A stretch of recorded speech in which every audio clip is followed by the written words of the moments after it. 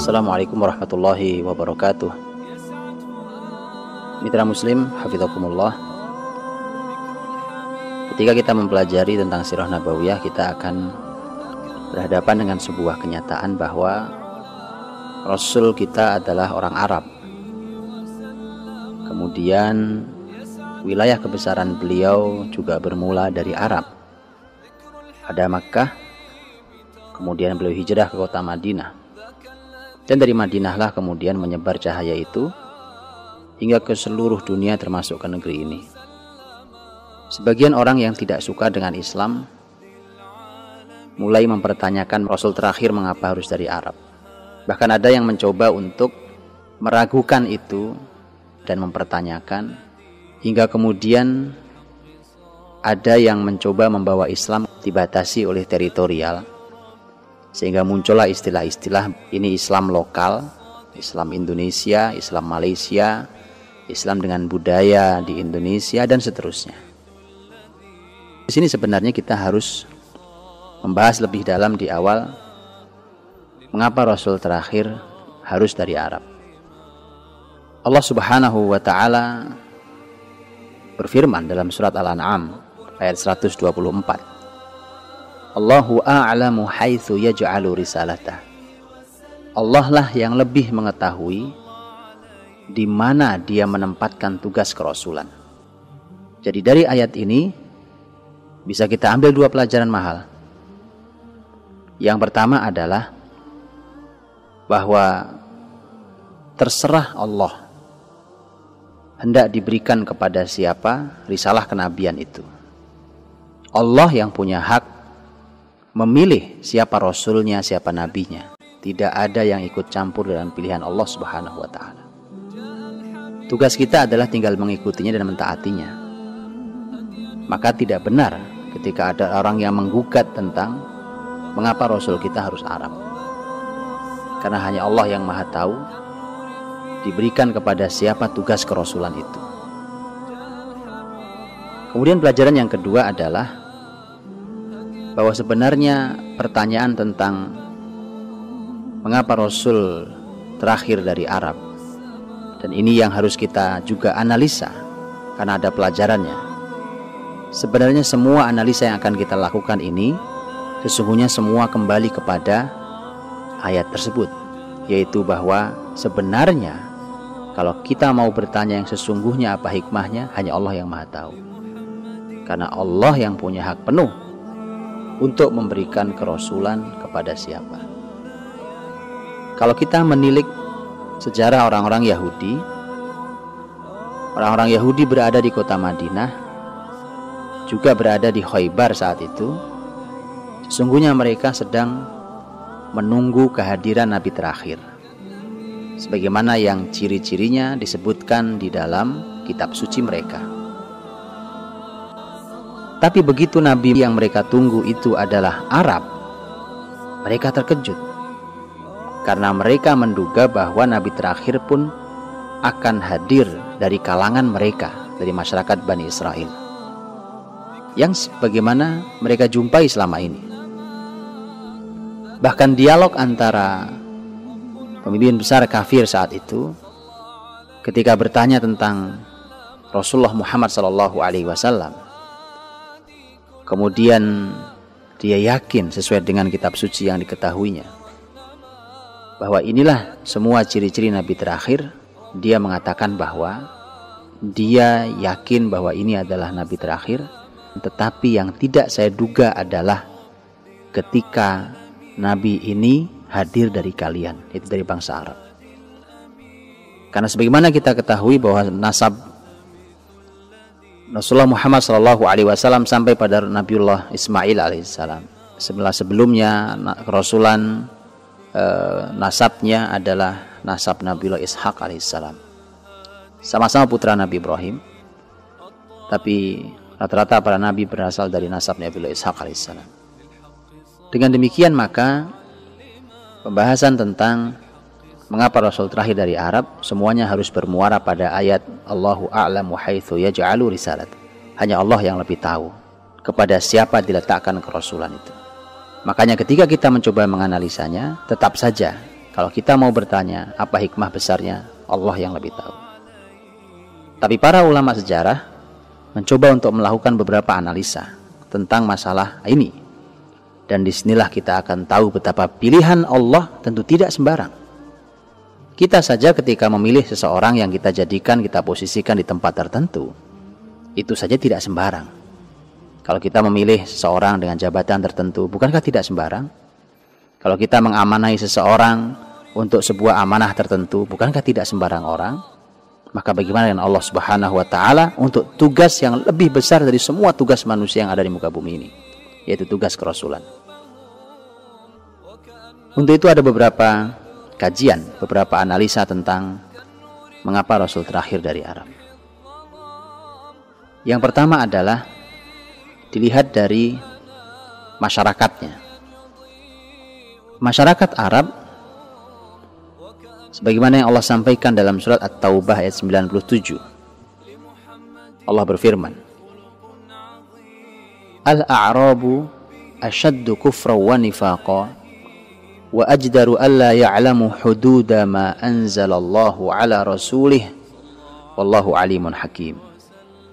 Orang-orang Arab Badui itu sangat kafir, sangat munafik, dan tidak mengetahui hukum-hukum yang diturunkan oleh Allah kepada Rasulnya. Allah maha mengetahui lagi maha bijaksana. Apa hubungannya ayat ini dengan pertanyaan mengapa Rasul terakhir dari Arab? Allah Subhanahu wa Ta'ala yang menciptakan manusia, Allah yang lebih tahu tentang keadaan manusia. Ketika Allah Subhanahu wa Ta'ala menyebut bahwa orang-orang Arab Badui adalah Arab yang tidak tinggal di kota, tapi mereka orang-orang yang berpindah-pindah, nomaden, dan mereka adalah orang-orang yang tinggal di padang pasir. Orang-orang Arab Badui sangat kafir, sangat munafik. Bahkan kalimatnya adalah asyaddu kufra wa nifaqa. Bisa diartikan juga paling kafir dan paling munafik. Dan tidak mengetahui hukum yang diturunkan oleh Allah Subhanahu wa Ta'ala kepada Rasulnya. Maka kalau kita mengambil pelajaran dari ayat ini, hukum Islam ini, syariat Islam ini telah diujikan kepada masyarakat yang sangat kafir, sangat munafik, sangat tidak tahu hukum Allah. Dan terbukti berhasil. Terbukti syariat Islam mampu mengubah masyarakat yang Badui, yang sangat kafir, sangat munafik, dan di antara mereka muncul para pemimpin-pemimpin hebat. Masyarakat yang bukan siapa-siapa, tapi mereka menjadi, sebagian dari mereka menjadi pemimpin-pemimpin yang hebat di dunia ini. Masyarakat yang sangat rusak, sangat kafir, sangat munafik, tidak tahu aturan Allah, tapi kemudian menjadi masyarakat yang sangat beriman dengan ketulusan iman mereka, dan mereka sangat menjaga hukum Allah Subhanahu wa Ta'ala.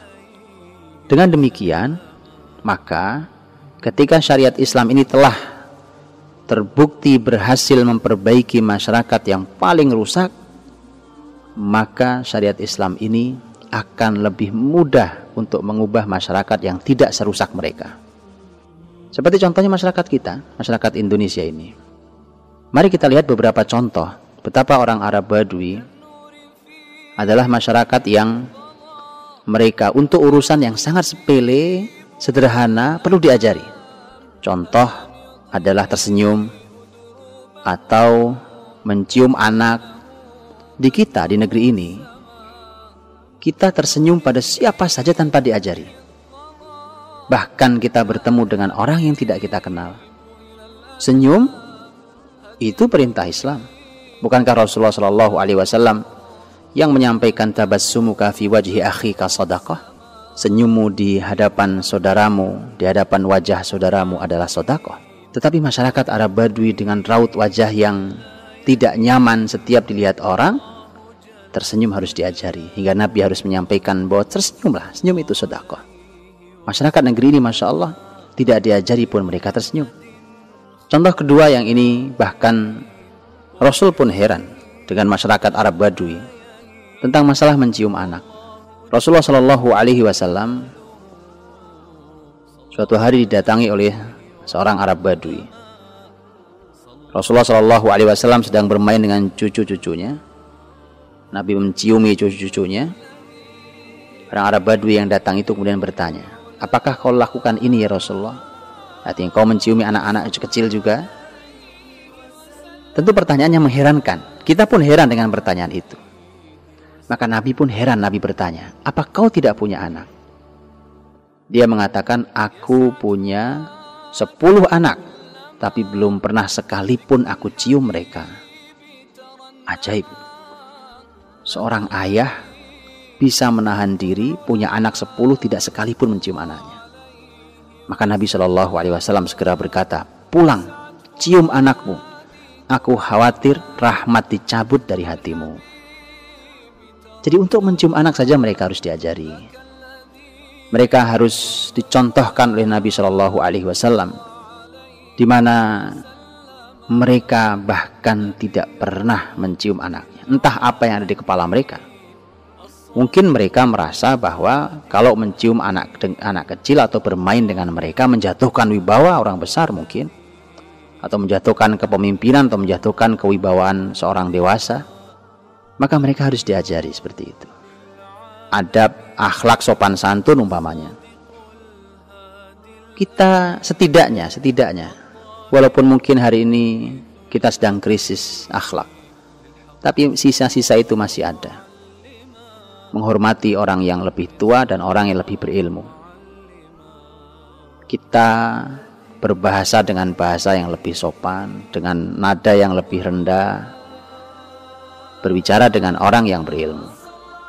Tapi orang Arab Badui, mereka bahkan tidak punya adab pada Rasulullah SAW. Para sahabat Nabi SAW yang dekat dengan Rasul tidak pernah berani memanggil nama Muhammad saja tanpa disertai dengan Rasulullah, Nabiullah, dan seterusnya. Panggilan kehormatan. Tapi Arab Badui bisa berteriak-teriak dengan mengatakan, ya Muhammad, ya Muhammad, wahai Muhammad, wahai Muhammad. Tidak ada adabnya. Itulah mengapa orang-orang Arab Badui dalam Al-Quran disebut sebagai sangat kafir, sangat munafik, dan tidak tahu hukum Allah.